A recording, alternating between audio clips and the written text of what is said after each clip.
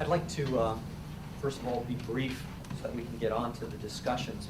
I was asked to kind of frame the discussion of translational research. We've heard the problem. The problem is substantial.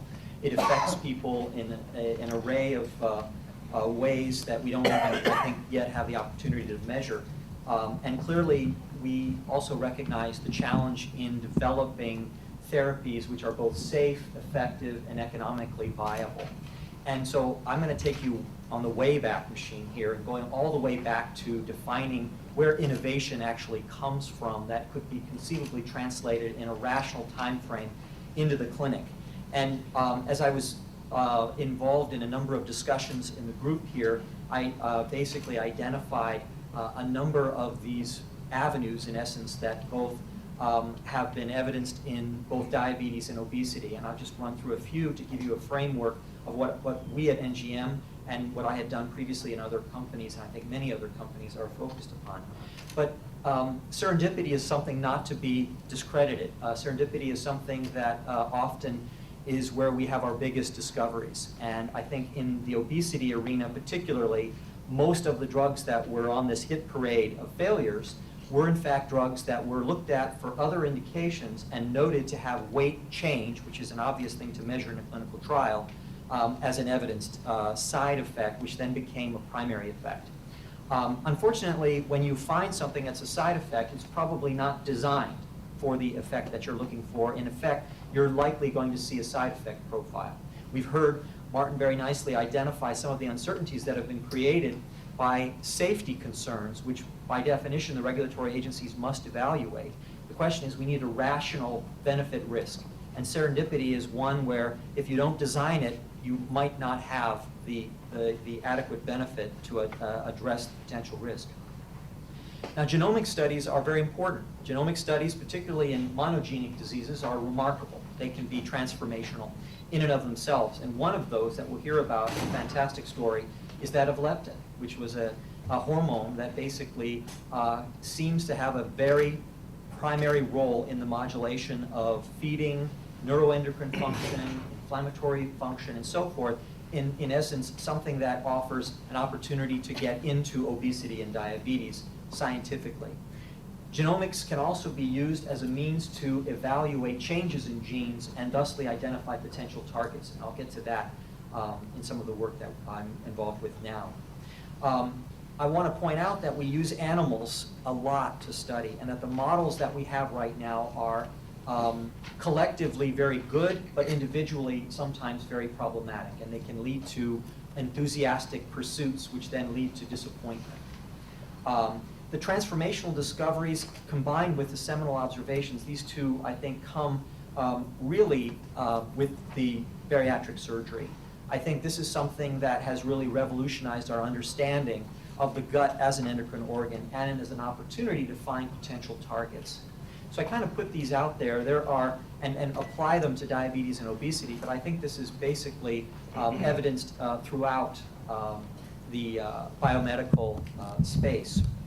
So let me introduce you to a little story as a vignette, in essence, and perhaps we can expand on other vignettes later. But I joined NGM because I think I recognized that you really needed to have a vision beyond the incremental the me better approach, where you have something that's been discovered and you're going to create something that's a little bit better.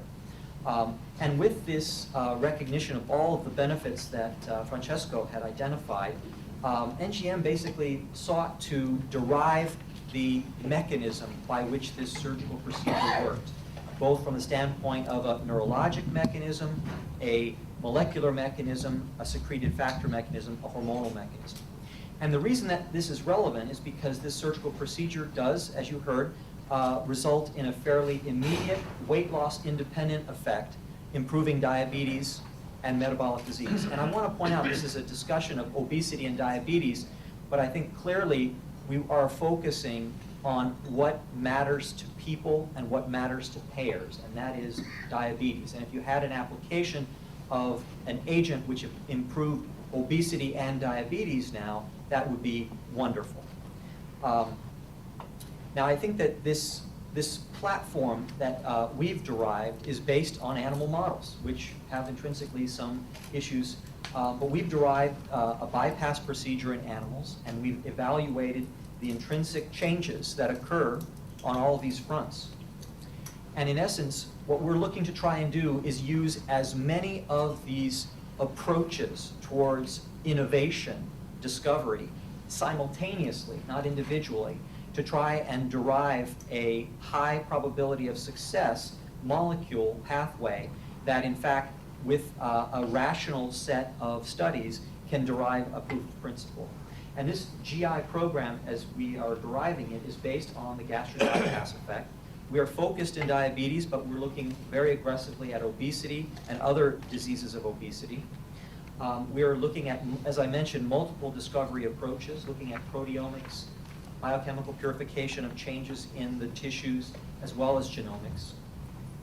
And we believe we have an opportunity to apply this more broadly as well. But in so much as we have derived now a handful of factors which we believe contribute to the beneficial effects, we have to translate them now.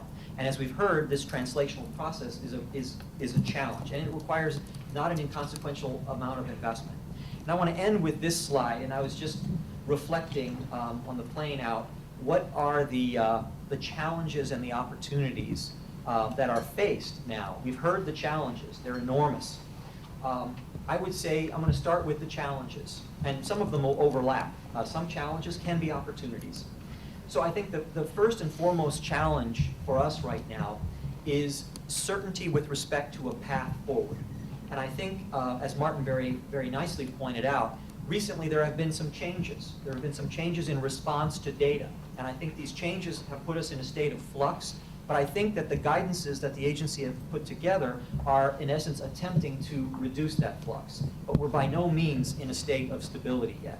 That state of instability, as far as assuming you know what is the next lily pad you're going to jump on, is an important one in the industry as a whole. So working towards deriving answers to these is going to be critical. I think the other issue is I think the success bar is one that Martin also pointed out, whereas once upon a time we could develop a drug for obesity that caused weight loss. Well, now we have to develop a drug for obesity that not only reduces body weight, but has substantial other benefits. And in this particular case, I think that the world is looking for outcome measurements. And these are sometimes much more challenging to gather. Then the next two components, I think, are both opportunities, challenges and opportunities. It was brought up that the safety concerns are what are driving this uncertainty. And I think that the quality of data sets available for post-marketing tracking is, up to recently, has really not been adequate to give regulatory authorities or anyone a sense of confidence that they know how the drug is performing in the clinic.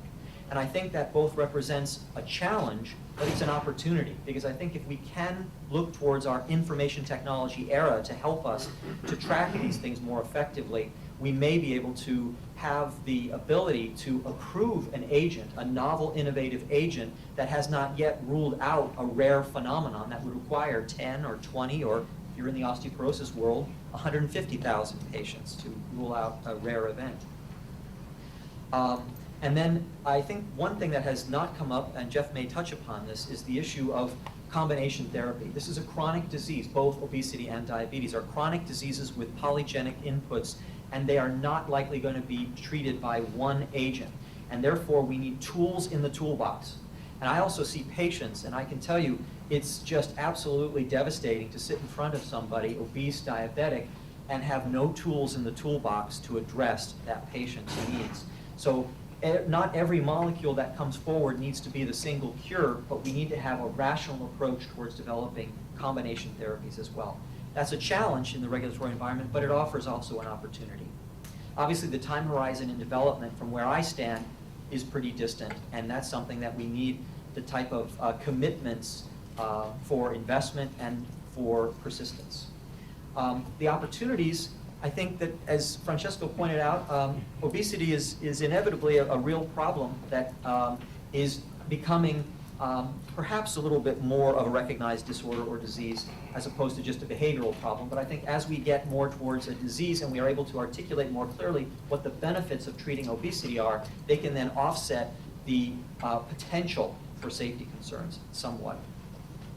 I think that what I'd like to kind of end with is that this is arguably the largest unmet medical need globally, and we need a combination of innovative healthcare policy, we need innovative designs of healthcare delivery systems, and I think that segueing into this panel, we're clearly needing novel translational strategies. Thanks a lot.